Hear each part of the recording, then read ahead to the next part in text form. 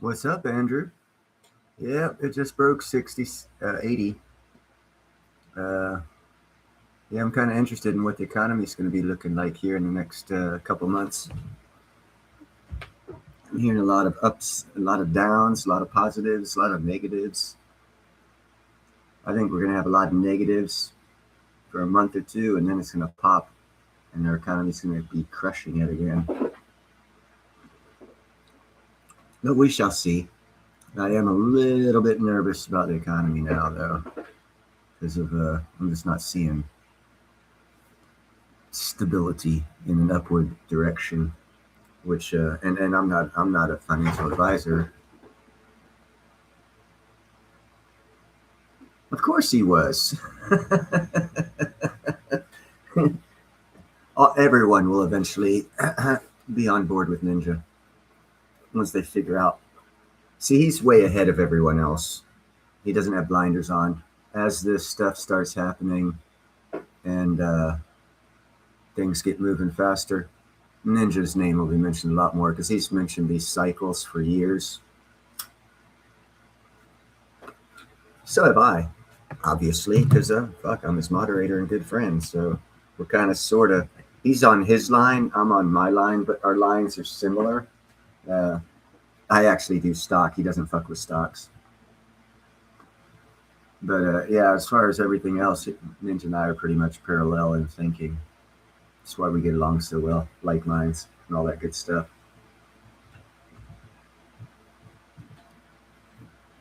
But yeah, the silver price is amazing. Keeps going up and up and up and up and up and up and up. We're now getting to the point, I believe, in our economy that people were talking about for years and years and years about how on a upward trajectory like the Hunt Brothers scenario, it was going to be very, very volatile. And so far, it looks very, very volatile. If we look at the platinum market, see it's about 100 times more volatile. Of course, the swings are higher than that $3 or $5 swings that silver's getting. But yeah, I think we're into the phase where silver and platinum are going to be running or sprinting, as they say. They say gold runs first. Well, gold's gone up from fucking $900 to 4,400. Silver's, gone up a little bit, not nearly as much, and it's taken it a lot longer to move. But they always say silver and platinum sprint after gold runs. So I guess what we're seeing here historically, we can look back in a couple of years and say we lived through looking at the sprint of the silver and platinum prices, and that would mean swings of $5 up and down, then swings of $10 up and down. Could be $20 swings up and down.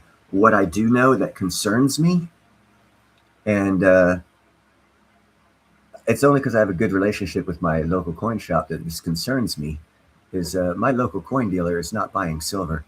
He says he will not buy silver because it's too volatile right now. If he buys it at like 80.73 or 80.55 and tomorrow it drops down to 72, he goes out of business. So he's just come up and said he's not buying. He'll buy, if I sell a little constitutional or something like that, he'll buy that shit from me. But he won't buy silver right now because of the price volatility.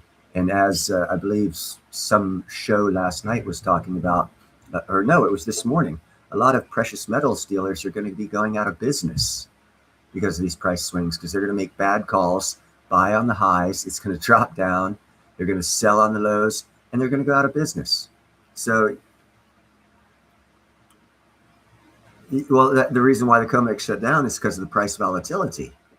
You get in a lot of orders at 72 and it jumps up to 78, you just lost a lot of money because you have to buy it an ingot at a higher price than you're selling it for at that point in time. During price volatility of a silver sprint and a gold sprint or platinum sprint after gold runs, precious metals businesses go out of business because they make the wrong calls. It's really the way most PM guys run their businesses is going to put them out of business because it's too tight of margins and they don't. Greed kicks in. My coin shop's sitting on $500,000 cash. He could buy a lot of shit. At least what he told me, and he's a small coin shop. But he's not buying because that $500,000 cash can get consumed in one fucking day, and he's out of business. So you got to watch out for these PM dealers.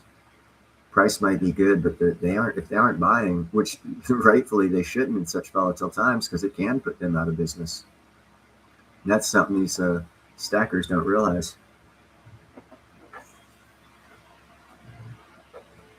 Holy cow. That's a good amount.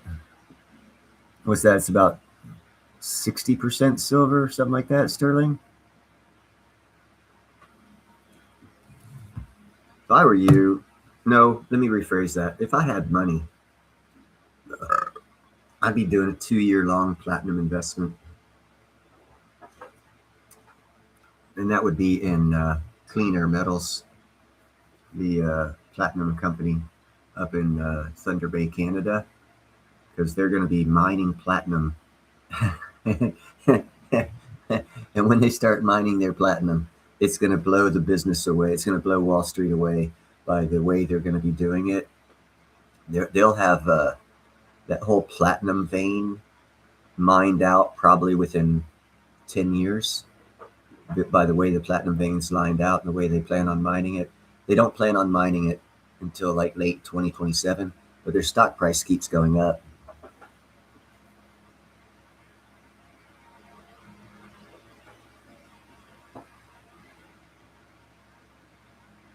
That's how a lot of people get through estate sales. That's how a lot of people get. I know a guy in England.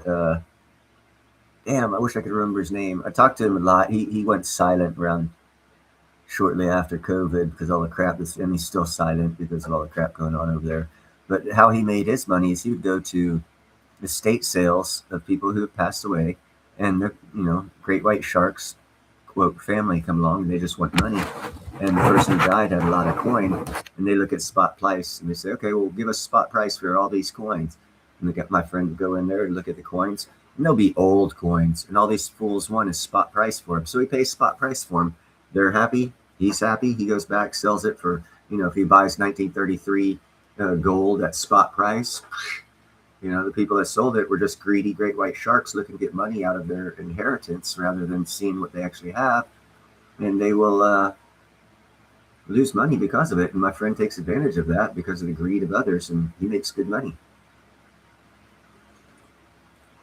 Exchanging his fiat for estate sales on just like what you did. Lady passed away and her family sold all her shit because they wanted the money. That is why people go broke in one generation. No, excuse me. If you win the lotto within 5 years, the average is you're going to claim bankruptcy. And if you start a business and you make like a 10, 15, $20 million, your grandkids will be broke. Those are the statistics. They're real. They're not lies. They're actual facts. The reason is because people don't know how to preserve wealth. We have a thought process that doesn't allow us to think critically. And again, statistics like if you win $7 million lotto within 5 years, 90% of people who win $7 million lotto are claiming bankruptcy and have less than they had before they won the lotto because of the thought process that they've got instilled in us over the years of greed, money, money, money, money, money. And now money is becoming less worth. And not only that, you win 7 million, you get like 4.5 million after taxes. You buy a $500,000 house. Now you got to start paying property tax. Now you buy a big car. You wasted your money there. You start buying liabilities rather than assets because you're rich.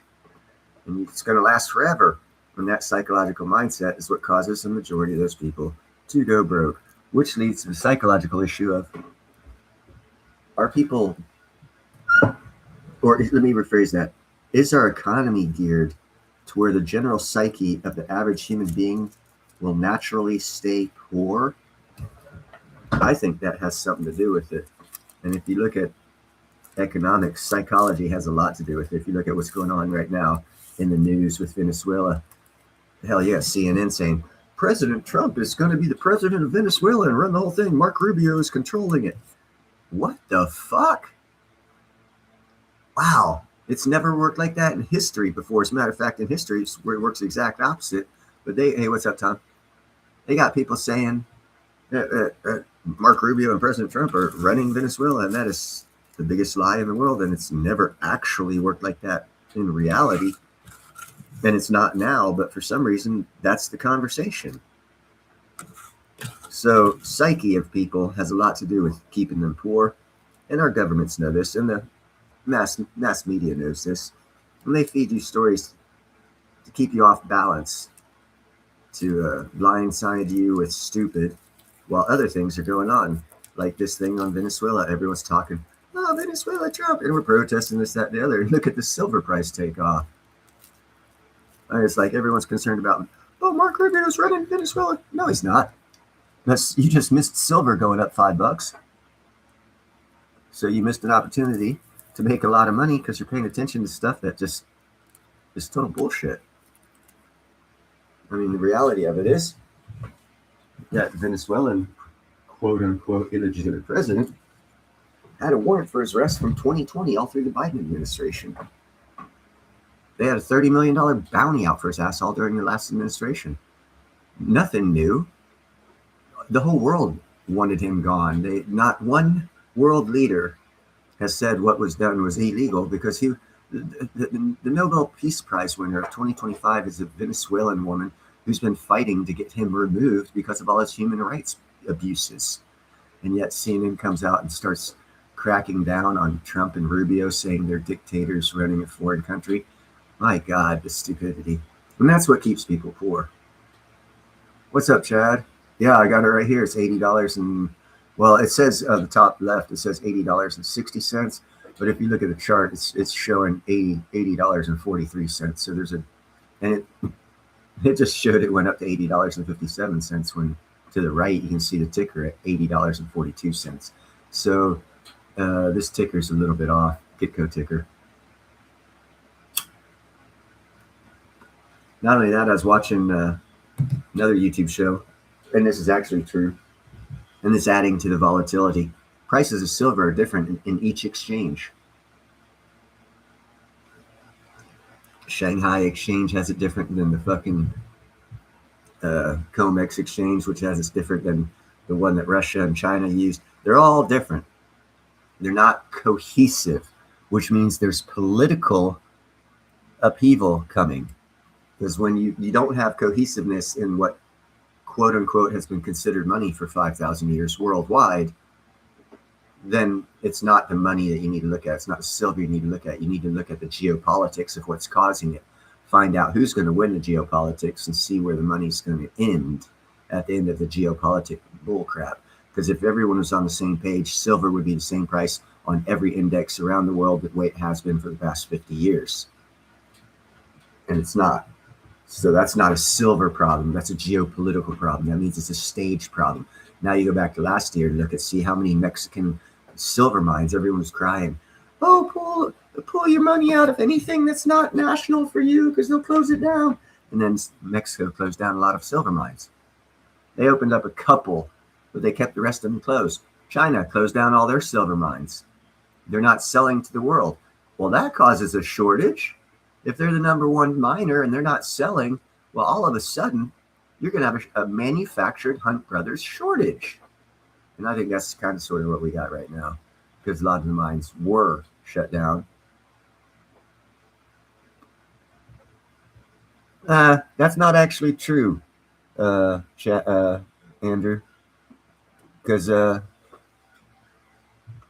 you to say that's true, you'd have to say that the Shanghai is not interested in money, and they're not in the paper market, and they don't have anything to do with SBLA or whatever the paper market is, but they are highly invested in that. So what they're doing is they're just doing, and here's another thing that's happening, it's called geopolitics that's affecting the silver price. They're taking political moves on the silver price of their market to destabilize our economy, because we are in an economic war. Mexico was helping China, so they closed down a lot of their silver mines too, even though Mexico is sitting on 6,400 tons of silver above ground, not to be mined, ready for this price to go up to make them rich. It's all staged. This is a staged advance. It's not an actual shortage. It's a manufacturer shortage.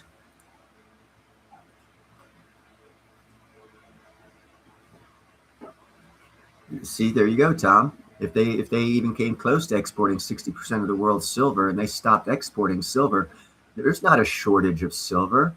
It's a manufactured supply chain problem, but manufactured through geopolitical.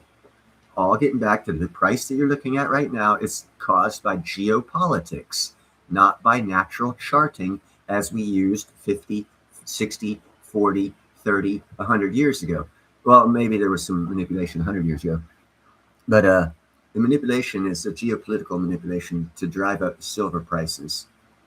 That's what it is. If China's not exporting and they manufacture or produce 60%, if you take cookies at a bakery store that everyone in the town loves buying, say chocolate chip cookies, and this store makes 60% of the chocolate chip cookies in that town, and they stop making those chocolate chip cookies, it's not a shortage of chocolate chip cookies. It's someone stopped making them. Why? Because they don't want to make money? Is that why they stopped making them? No, it's for another reason. So you got to look deeper at why they quit making their chocolate chip cookies. So now let's take this whole thing and look. Hey, what's up, Duran? Let's look at China. China quit producing, mining, shipping out to other countries 50, 60% of the silver that's mined on this planet. They are that chocolate chip cookie factory that stopped producing in that town. It's going to drive up the price of chocolate chip cookies manufacturally. It's not real. The only reason the price of those chocolate chip cookies in the town is going up is because one person who created 60% of those chocolate chip cookies quit making them. That is a shortage, yes, but it's a manufacturer shortage. And that's a key differential. If you understand it's a manufacturer shortage, your objectives in financing and investing should look different. In other words, right now, in my opinion only, is you should be trading silver, making money off of it. Buy, sell, buy, sell. If you bought it at 20, get your money back out. If you bought $10,000 of silver at $20, you now have $40,000 worth of silver. Sell 10,000 of it. Get your initial investment back out. The market is manufactured through geopolitical means, not through actual shortages of the metal. That's all I'm saying. I'm not saying there's not a shortage. There is a shortage, but it's a manufactured shortage.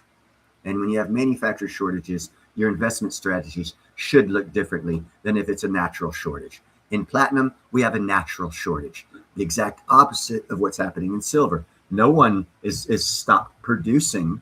As a matter of fact, the platinum mines are trying to produce more. They just don't have any more to produce because they're in South Africa, Tanzania, and Botswana. Their average mine depth is 2,200 meters. How much further down into the crust of the earth can they go? Not further, because that platinum vein ends shortly after 2,200 meters, and it's really expensive to get to. So they're running out of platinum legitimately, not because they stopped producing it, not because they shut down their mines, but because there's an actual real shortage of that mineral, of that element, of that precious metal on this planet.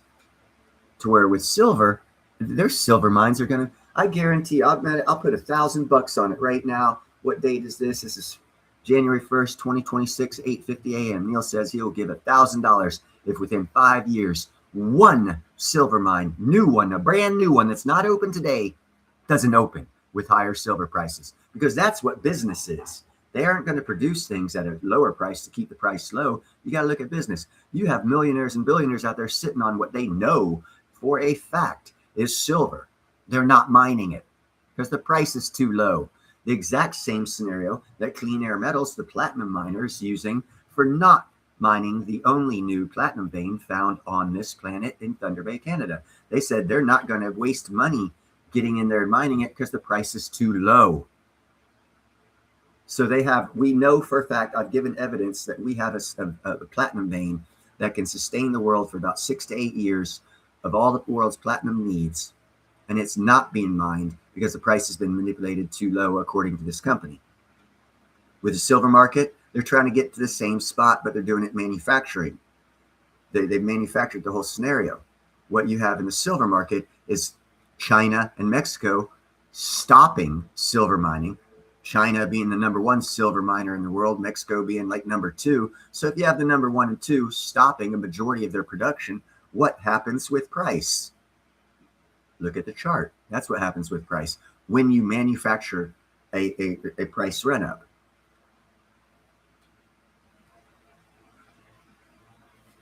Actually, there's a shitload of mines dedicated to silver. They're just not open just yet. I have a friend, he passed away about 8-10 years ago. His son, for 10 years, from 2000 to about 2011, was up in Canada, northern Canada, where there are no towns. He was being helicoptered around, him and his team, doing exploration for minerals for 10 years, and not one silver mine, not one copper mine, not one gold mine, not one diamond mine, not one mine opened up. But his company paid him for a little over 10 years to go out there and drill holes in the ground in northern Canada so that they could buy the mineral rights up before anyone knew it, because those areas of Canada are inaccessible. Reason why they're inaccessible is because it would cost too many millions and millions and millions of dollars to put a road up there and put up electrical lines all the way up there, 5, 6, 7, 800 miles, just to get to a mine. Now you've got new technology called micronuclear reactors, and you even had Rubio say, or one of those guys in the government here in America say, the extent that micronuclear will open up new mining in areas that are undeveloped.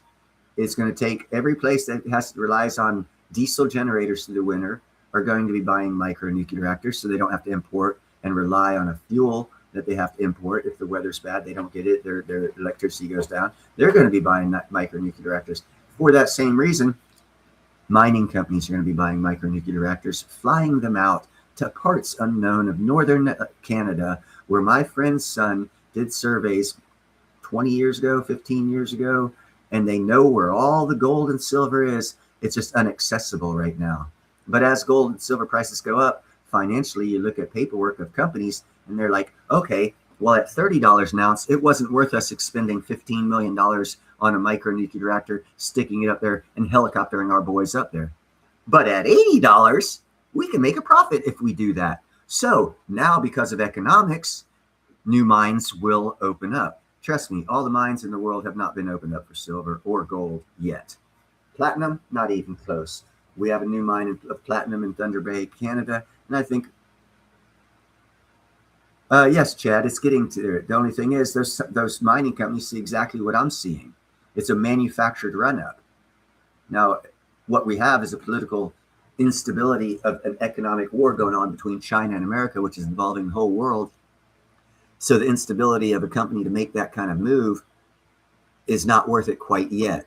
Once the military, the army said they're going to buy 9 micronuclear reactors from NNE, their Kronos micronuclear reactor. So once it starts getting production, then you're going to start seeing new mines in northern Canada open up. And I'll put $1,000 on it right now. I guarantee it's going to happen within 5 years. I guarantee it. As the sun will rise and fall, I guarantee it, because I know economics, and people tend to throw economics and economic principles out the windows when they FOMO at a high silver price. Everything you learn about economics goes out the window. Everything they said 4 years ago, you forget. It still holds true. That's where FOMO comes in, fear of missing out. Now you see the price going up, you're scared, you're going to miss out, you got to buy it. And you throw all your principles of investing out the window and all the information they've given you in the past 4 years. Because that's all I'm running off of. I mean, I'm seeing this shit. I just don't forget what they say because of the fear of missing out of a high price. I'm not buying silver at all. I'm going to wait till it settles down. Or my company will buy it. I won't. My company will make 3 times. For every ounce I buy, I'll get 3. So my business strategy for metals stacking is unlike anyone else's. And I'll succeed at it because I look at it through a different lens. I apply the business geopolitical aspect of the metals to where I'm going to be going with my quote unquote stacking. And I will have more. Chad, I wouldn't be surprised if I have more silver than you in 2 years. And I'm not going to buy any. I'm going to let other people buy it. That's my business strategy, and I got one that'll work. You guys will see. I'll keep mentioning it throughout the years. And I'll show you guys how you can make money off of gold and silver, no matter the price.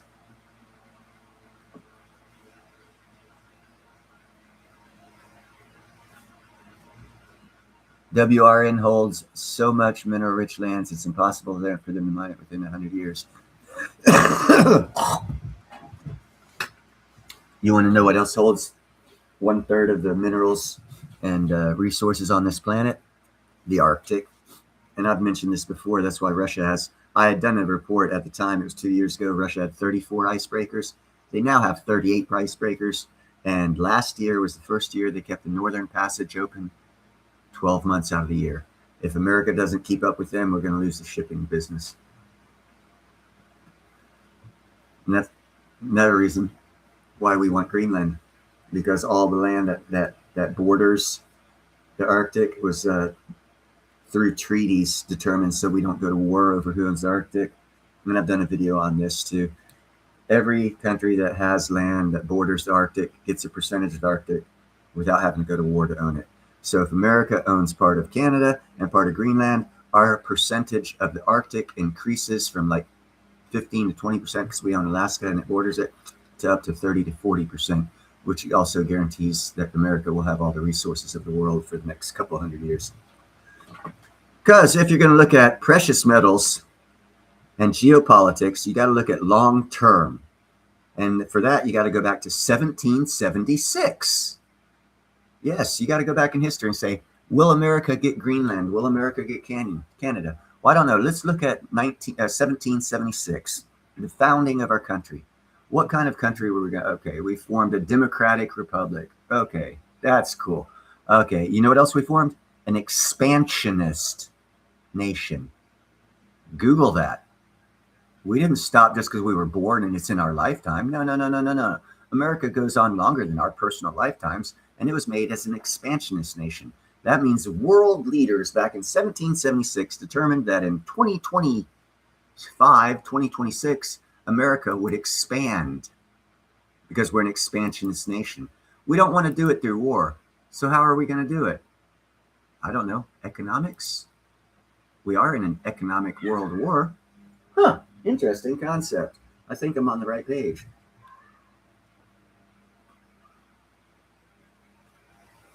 And that's how, Chad, that's how you get to know a lot of information. I got to know a lot of platinum information because I bought Impala platinum stocks and they sent me shareholder meetings and all this stuff. And I had access to a lot of their notes and all that stuff because I was a shareholder. And I took great advantage of it. Sounds like you might have done the same thing. And that's one way to find out about companies. Buy some of their stock. You have access to all their information that's not readily available to everyone else. And unfortunately, I sold my Impala stock at $5. It's now up to I think like 17. I could have 300x my money, but I only had 10 shares because my interest was not in the stock. It was in the metal and the miners, and to know which way. What's up, Mo? Which way they were going. And at the time, they seemed very excited about digital platinum. So if you're concerned, I would be, but that's the way the business is going. They are controlling platinum until 2028. So there's going to be digital platinum out there. It's not going to help industry because industry needs physical platinum. And that's why Astroforge came around, and we now have a company that's actively going to be sending this year a spaceship up to the Kuiper Belt, I think. No, one of those asteroid belts. They've already identified 5% of the asteroids in the asteroid belt are majority platinum, and they've come up with a scenario to be able to mine it without any humans and bring it back. It's a 2-year operation, $15 million. He anticipates getting about $60 million worth of platinum on every return. So he's going to make a 300% return on investment. Now, when you look at business and you start throwing numbers around, that number right there gets a lot of people who don't give a fuck about anything other than making money. They don't care if it's on rats, cats, automobiles, or platinum, or gold or silver. They like making money. So they go by numbers and math. So they look at those numbers and say, hold on, you're investing $15 million. And in 2 years, you're going to make a $45 million profit and get your money back. Okay, we'll invest in that. What industries do you think are going to fucking skyrocket?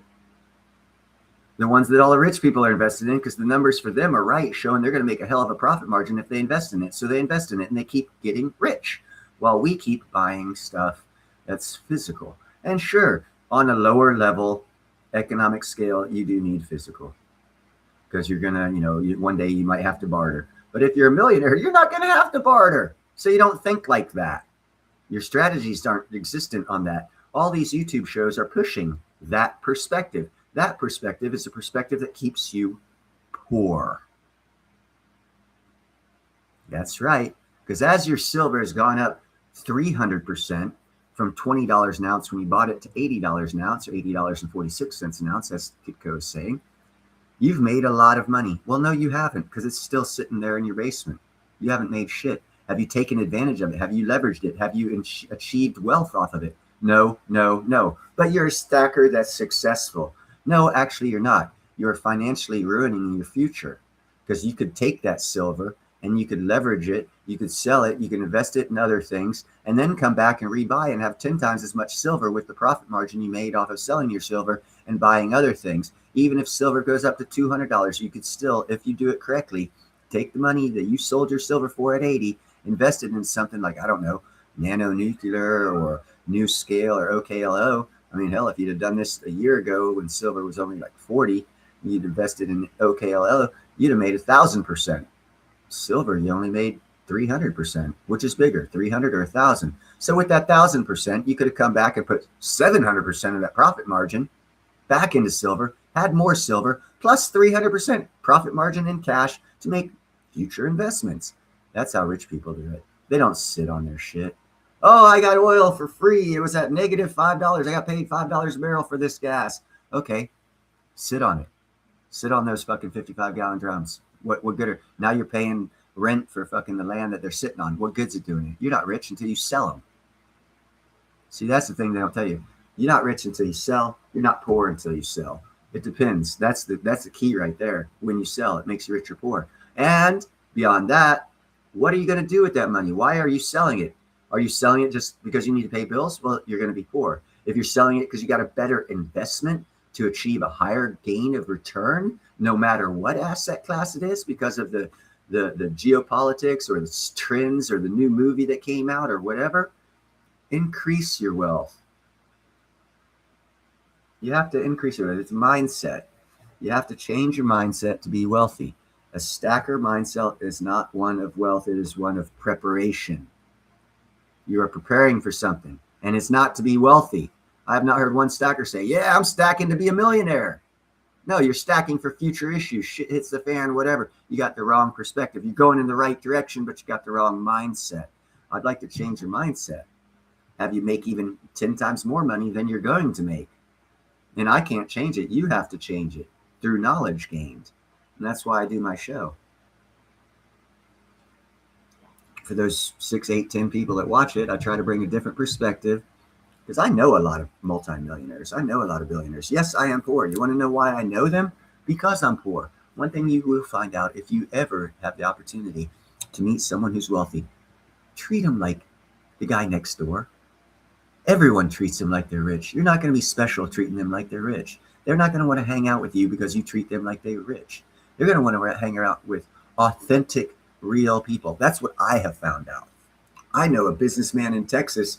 Well, 10 years ago, he was a billionaire. He bought a vineyard, a winery up here in Yountville. And I did a bee extraction for him. And the local community told him that he couldn't do what he wanted to do with that vineyard, which is he wanted to tear it down and build exclusive luxury housing and make a lot of money. And the laws changed after he bought the vineyard, and he was pissed. And I sat down with him and I said, dude, why the fuck are you pissed, man? You're looking at it wrong. All you got to do is take and break down your land to 10 acres lots, build a house on 5 acres and have 5 acres of vineyards. Because that way you're not selling houses, you're selling small vineyards. Because the law that was changed in Yountville, California, was that you can't destroy a vineyard for housing. It didn't say anything about taking away the vineyards, half the vineyards, and putting a house on it and calling them small vineyards. And the dude sold out, never came back to California because he knew 10 years, so years ago, California was a bad place to invest in. But he made money, and I've never seen him since because he's never come back. But he was a Texas billionaire. I had a conversation with him out in the vineyard because he was interested in how we were getting the bees out. I didn't know he was a billionaire at the time. I just talked to him like a regular person, and he liked it.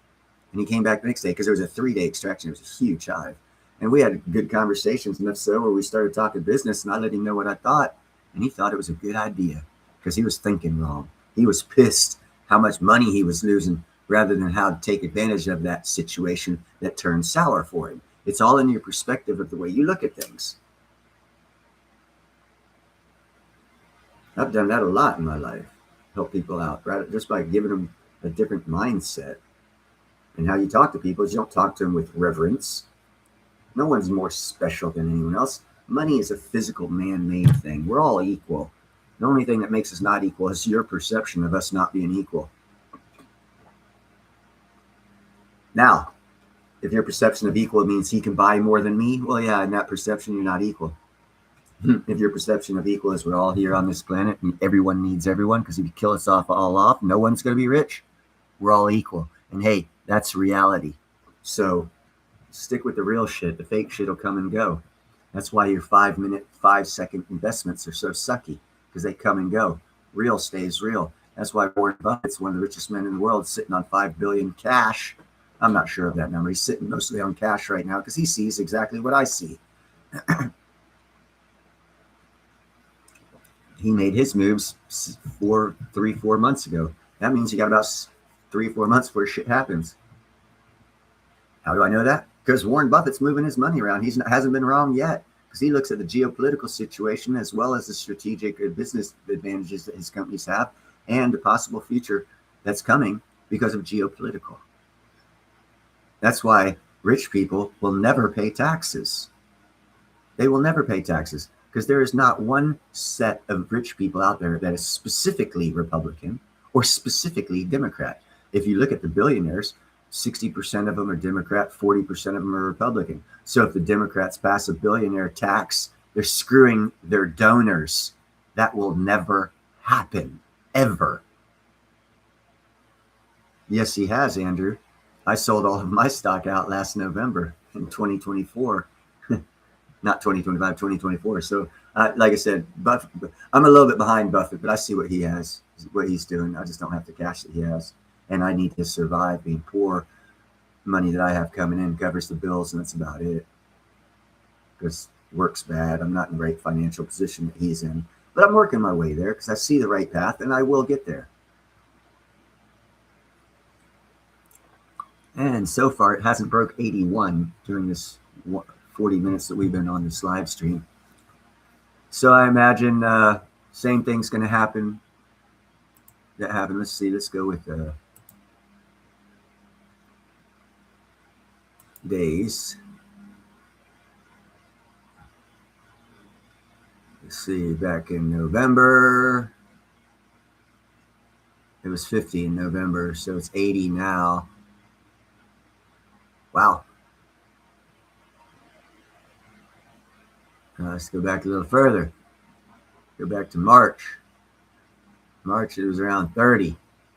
Let's go back a little further. Let's go back, see if we can't get 1 year. There we go. January 6th, it was $30. It's now $50 in 12 months. That is 170% in 1 year. That's not bad. Everyone should be excited about that. Let's see here. And if you're excited about that,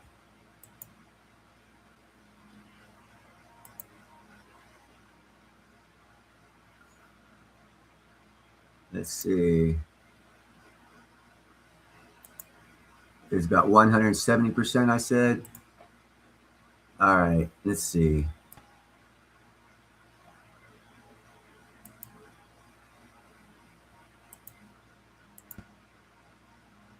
Let's see what this one is.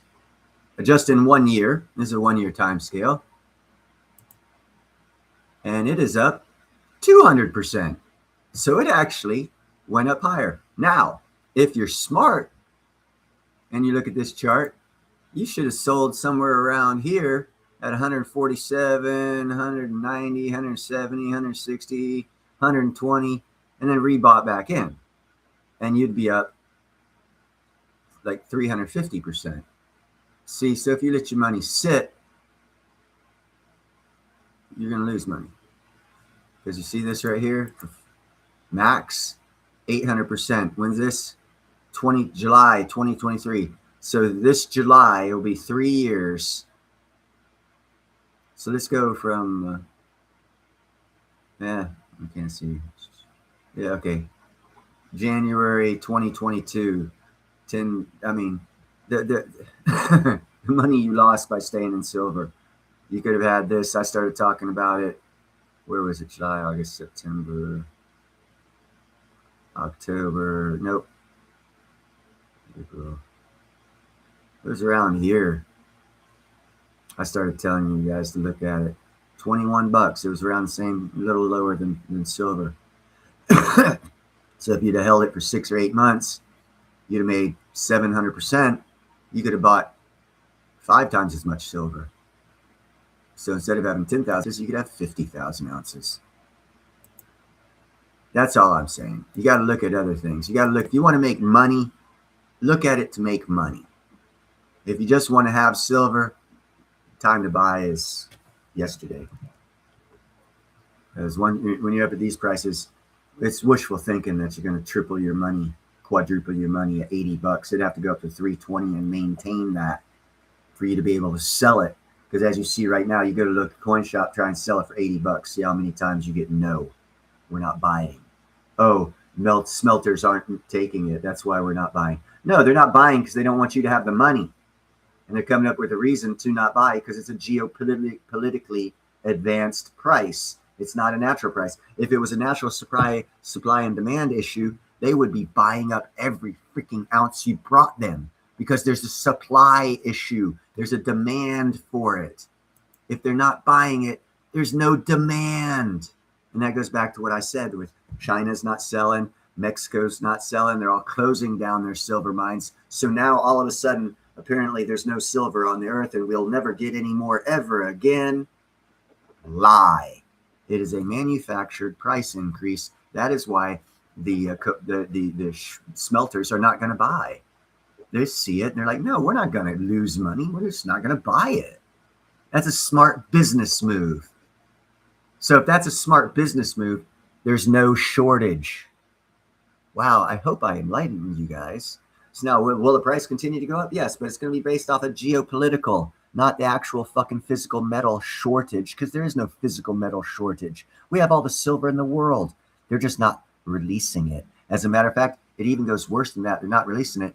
They've stopped mining it to manufacture a shortage to drive up the price for greed. And the smelters see that and they're like, no, we're not getting caught in this shit and you putting us out of business. We're not buying. That drives up the price more. But you can't sell it. So now you're caught up in what I call FOMO. If you're buying at a high price and you can't sell it, you're going to get fucked. Unless you know the geopolitical and understand what's going to happen, most likely, from a geopolitical standpoint.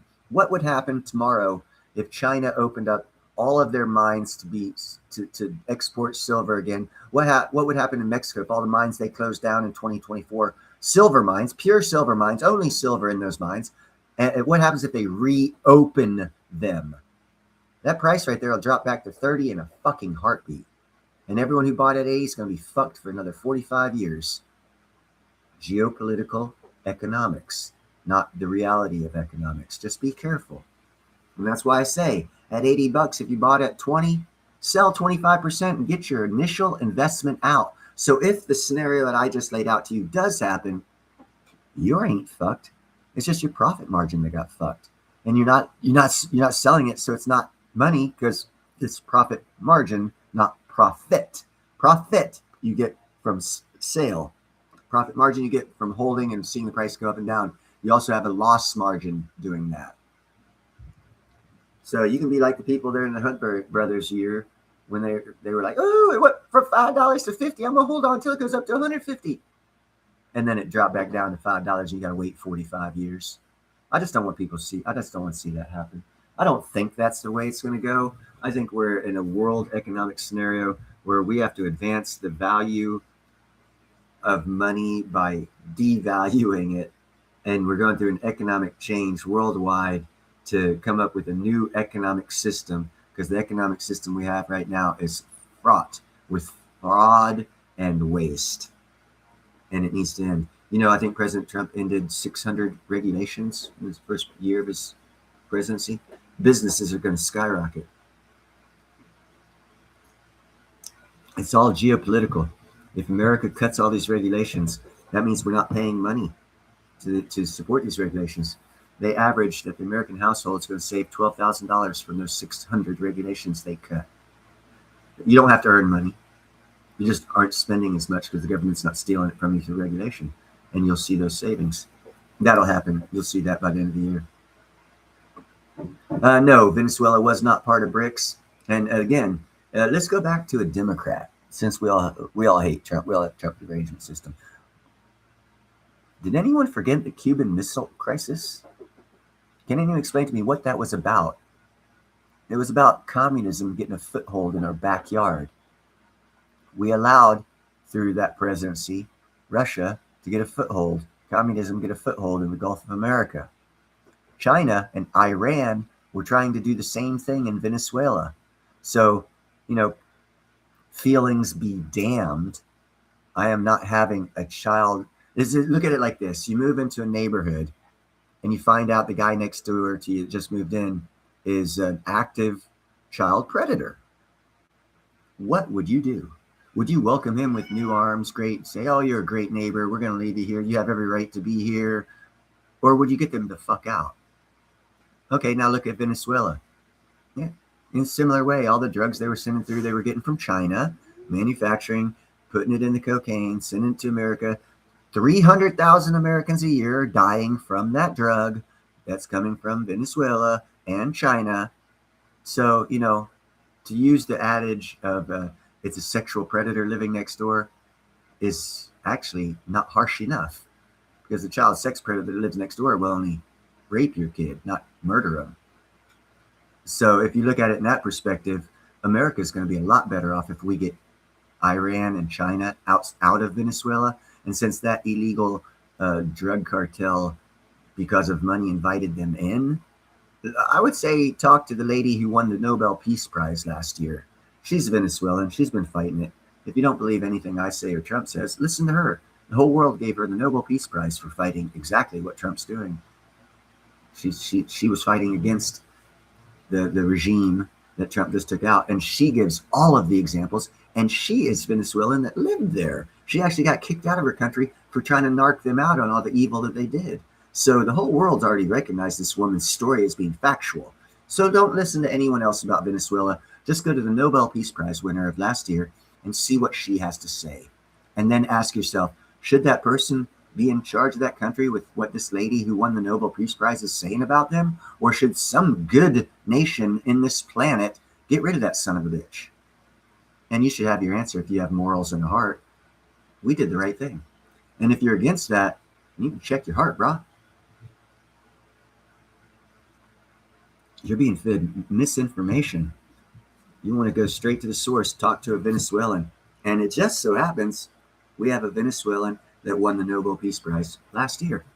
She knows. So find out what she's saying. And you'll find out what Trump did was 10 years too late. And that's another reason. China and Iran were moving in. And they were the big threat. We can deal with Russia. We can't deal with China and Iran. And again, this is the Western Hemisphere. They're Asian and Middle East Hemisphere. They stay in their hemisphere and create their hazards. They don't bring it to our backyard. And if you can't understand that, you don't know how to keep a neighborhood nice. And in 5 years, you're going to be living in slums.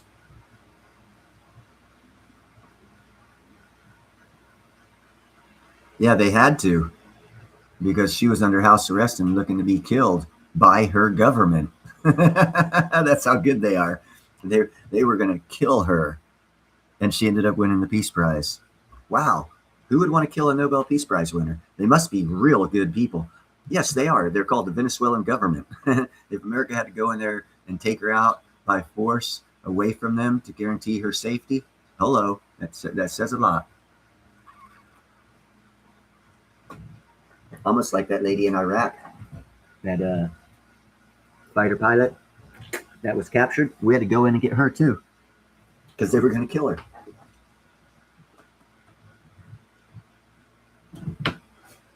So it's a common thing for America to go into countries, get people out that are fixing to be killed by their country or the country that they ended up in. I imagine it was.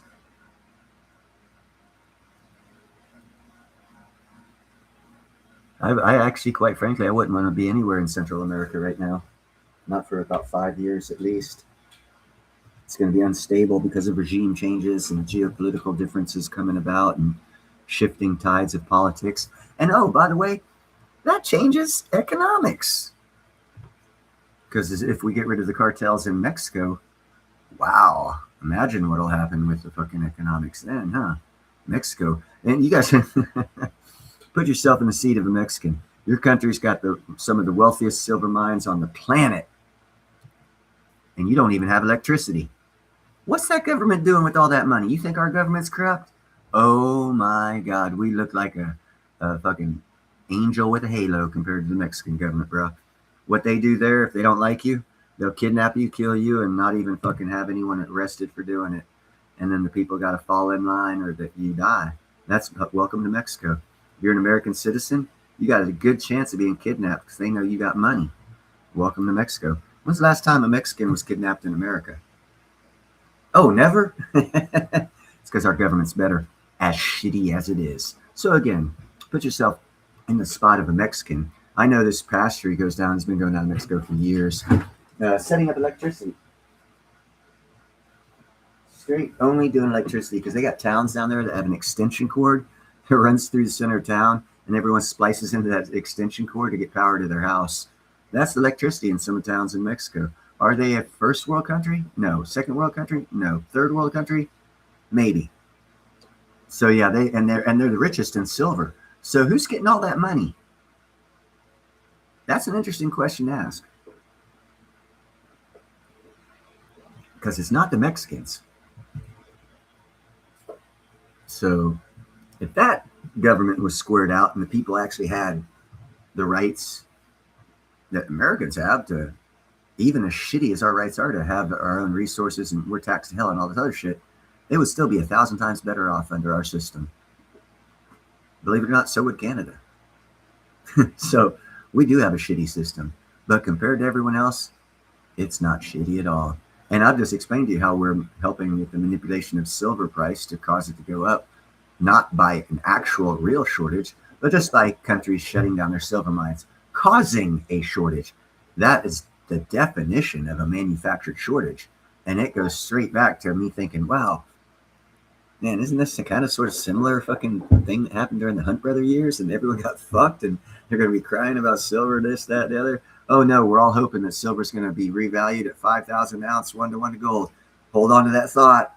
20, 50, 100,000 years, maybe you'll pay off. But until then, if you sold your silver right now and turned it into another asset class that made 10 times as much as silver and then came back and rebought your silver, you could buy 5 times as much silver as you have right now and have 5 times the profit as you have right now from just sitting on your silver, having it give you hemorrhoids because silver's kind of hard to sit on unless you have a cushion. It's not doing you any good. It's just sitting there. That's the worst investment in the world. Something's just sitting there not making you money. I mean, it's a good start, but the bad thought process. Do you want to have, as a wealthy person, a lot of precious metals? Hell yes, you do. Is that all you want to have? Hell no. So how do you get rich? You just don't sit on the precious metals you have. You make them work for you. Right now, in the history of our lifetimes, is the best time to have silver work for you. You bought it at 20. You bought it at 30. Holy shit, that's $50, $60 profit margin. Pull your money out, your original investment, and invest it in something else. That's all. Pull 25% of your money out of silver and invest it in something else that's going to go up more than silver. What's going to go up in more than silver? nuclear, anything involved in nuclear, energy, oil, gas, all of that's going to go up more than silver because America right now already stated that our goal as a country, even though you do not care to believe this, is we're going to control the energy market of the world for the next 300 to 400 years. How are we going to do that? Find out and throw your money at it because you're going to make a lot if you do. I already told you, but figure it out for yourself. You can take your you can take and sell your original investment in silver that you got for $30, and you'd still have shitloads of silver left, and you'd have money to make more money, and you'd still have a stack of silver. That's how you stack silver. Because when you take your original investment out and you make 100 times or 10 times your money on that, you come back and buy silver. Silver could be $200 now, so you can still buy more silver than you've sold because you did smart things with the money.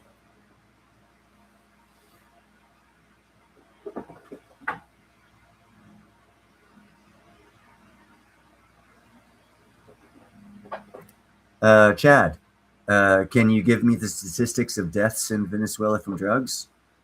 Hold on, wait.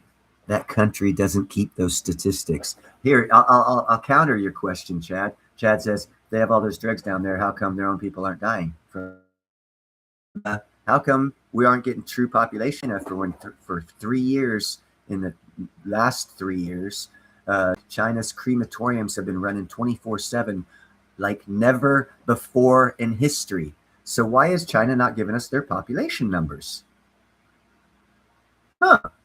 I mean, if a couple 100 million people have died, shouldn't the rest of the world know about that? That would affect a lot of numbers for economics that a lot of billionaires would like to know about.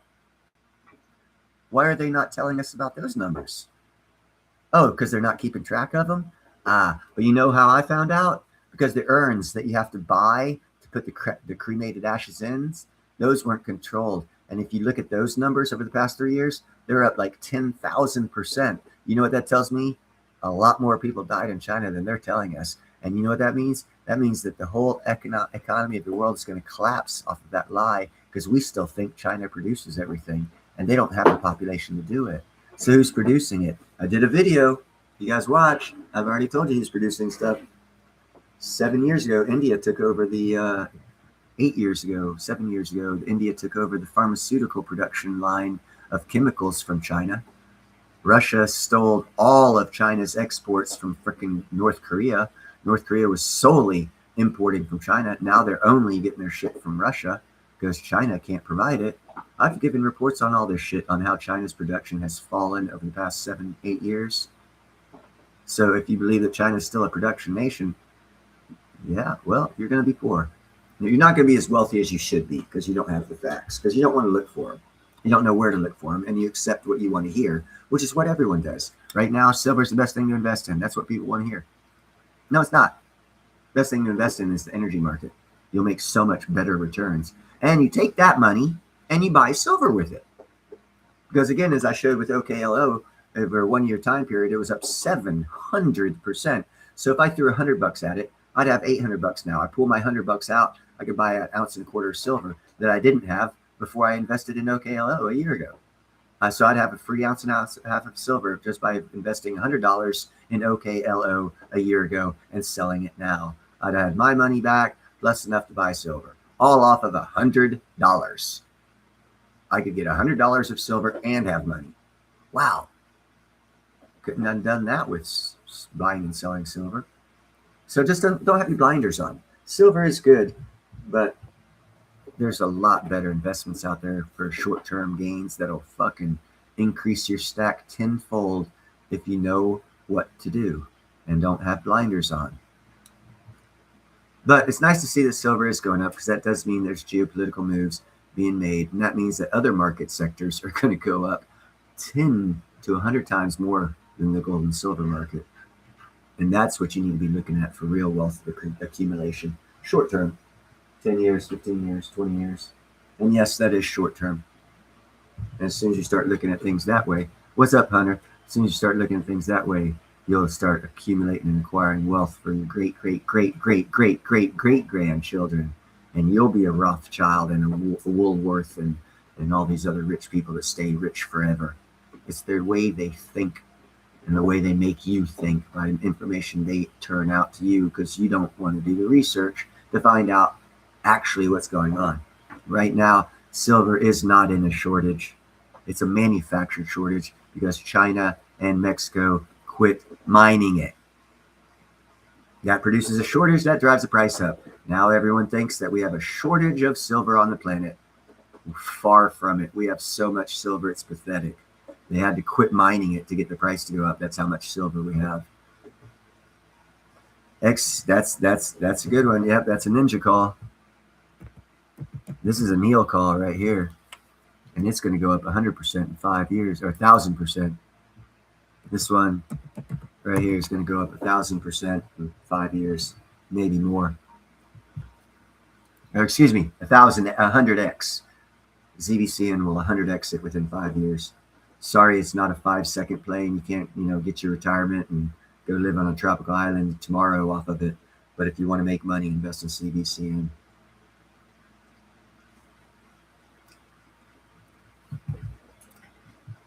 They've already made it through the economic turmoil that we are fixing to go through. And on the other end, they're looking pretty as shit. Yes, exactly, Andrew, because that was an indicator to him of what he saw as shiesty. And I agree with him. And he only does investments that he is secure in, and he can get all the knowledge in before he will say to buy or sell it. So that was a very wise call. Not saying that the stock, that crypto wouldn't go up. It's just they wouldn't give him the information he needed to feel secure about telling 600,000 of his viewers to buy it. That's all.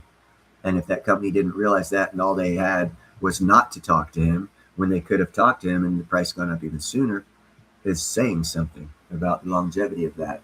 It's a little sketchy because that means if you call them and ask them for information, they won't give it to you either. So you just have to ride the price regardless of the actual truth of what they are doing because they're not telling people. That's a sketchy investment, in my opinion. I could be wrong. It could be a good investment. I don't think so. Will it go up? Yeah, everything goes up. Pork belly futures went up in the 80s. Was it a good investment? For a short period of time it was, but for a long period, nope. That's what you call a short play, get rich. And there's a lot of people out there start companies for short play, get rich. And that's what Ninja watches out for, because he doesn't want to tell people, hey, get involved in this because they're in short term to get rich. And then everyone invests in it and then they go belly up and Ninja looks like a dick.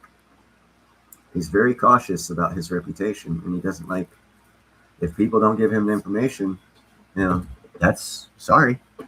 And I totally agree with him. If you're not going to give me information, I'm not going to play your game. Give me the rules to the game. You're not going to give me the rules to the game, I ain't going to play it. Basically. In layman's terms, that's what went on. But yeah, they'll go up. All of them are going to go up. As I say on every halving, I think this halving, there's a little over 10,000 crypto. At the end, there's only going to be 9,000 crypto. That's about, or excuse me, there's only going to be 1,000 crypto because 9,000 of them are scammy, not long-term, meme coinish type shit that's got no use case, no relevance. But yet, again, that's the economy we live in. And you can actually make a lot of money off of that type of shit because people will buy into it. I mean, I saw this guy watch the movie Passion of the Christ, Mel Gibson movie. Found out they didn't have a trademark on that nail that they nailed up Christ on the cross. So he went and produced one, sold it, ended up making 1 million more of them and selling them all for $9.95. So in 1 year, he made $9,950,000 because he made a nail that he saw on a movie. Anything can make you money, people. I never thought someone could be a millionaire in 12 months by making a handmade nail. But I guess I learned something too. So opportunities out there everywhere. You just got to look for it. And that means you got to have the right mindset. If you don't have the right mindset, you'll walk right by $1 million. Not even know it. The person who has the right mindset come by and say, holy shit, you didn't see this? You passed this up? I'm taking total advantage of it.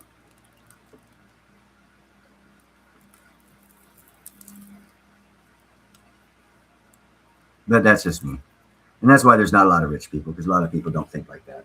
But the ones that do think like that, that's why we added 115 billionaires over the past 5 years during the Biden administration. Forget that. That's bizarre. But mostly during the Biden administration, we added 115 new billionaires just in America.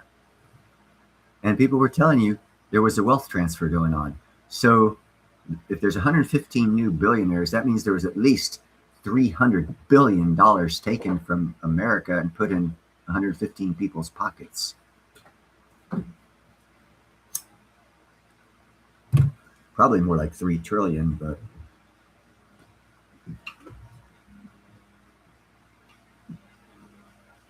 dude, and it's on the news they keep turning out with ZBCN.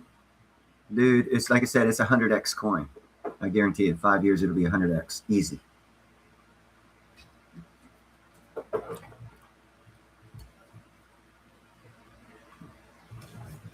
But I like, and it's also ISO 222 compliant.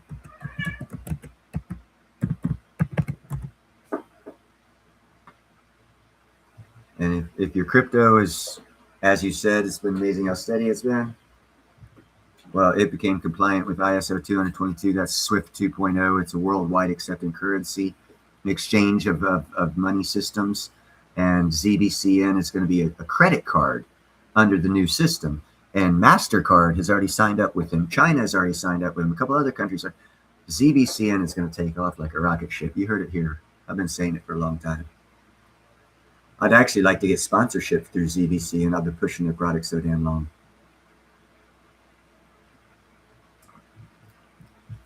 But I know a lot of people aren't liking what I'm saying. But as I've been talking, silver's fixing to break 91. 81, my bad. But now let's go to another call I made. And this actually has to do with precious metals.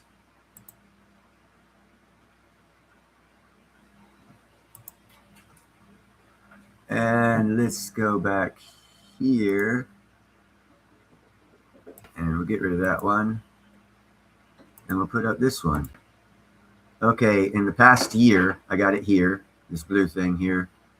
Year to date. Or it's not year to date, it's 1 year. It's gone up 103%. I was talking about it at 3 cents. Right around, let's see, September. Actually back here. Right around,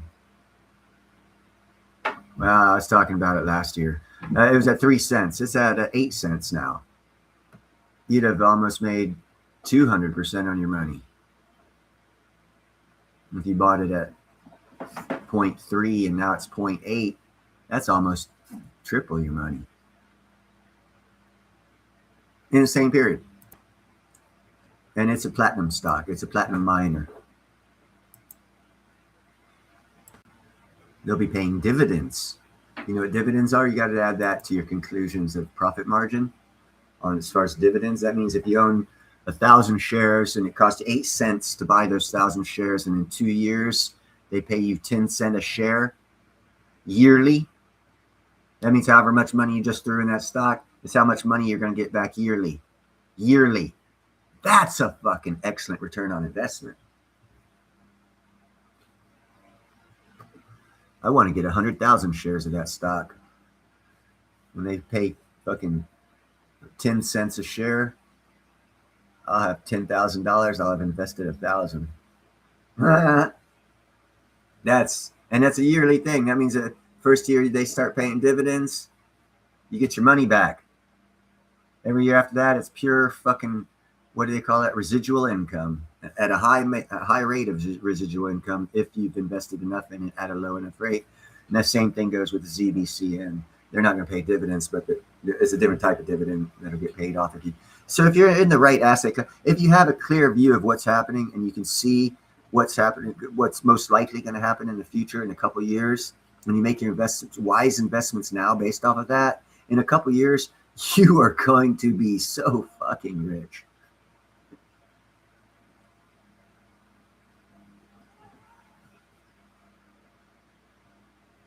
No, what they're doing, Andrew, is by not mining the silver, what they're doing is a wealth transfer. Everyone who has plated silver, silver jewelry, silver this, silver that. They're all selling it. You know what that's doing here? Let's step back and let's take a look at this. You have 100 million Americans taking the little trinkets and turning it into to be melted down, and they're getting a little fiat currency. What's really happened? You just stripped 100 million Americans of their wealth. Now you're seeing it with the right eyes. That's what's going on right now. They're stripping you of your silver. Every fucking bit that you have, you're selling it. So you won't have it tomorrow at the same price. My strategy is you sell it, and tomorrow, because you sold it and you took that money and you 10x that money, well, tomorrow you'll be able to buy 5 times as much as you sold. That's the wealth building strategy.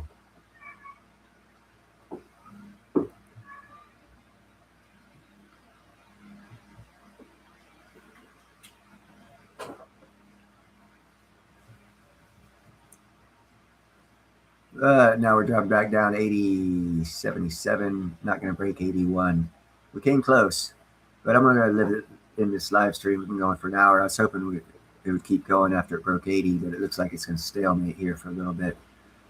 So I appreciate everyone showing up, and I'll hit you up with another live stream as soon as something interesting happens in the market. And I hope the information I gave you makes you think a little bit about possible other investments or other ways of looking at investing from a geopolitical standpoint, because that's the critical part at this in particular time in our history. Nothing is real. It's all manufactured by geopolitics. Having said that, I hope you guys have a great night, and I'll talk to you next time.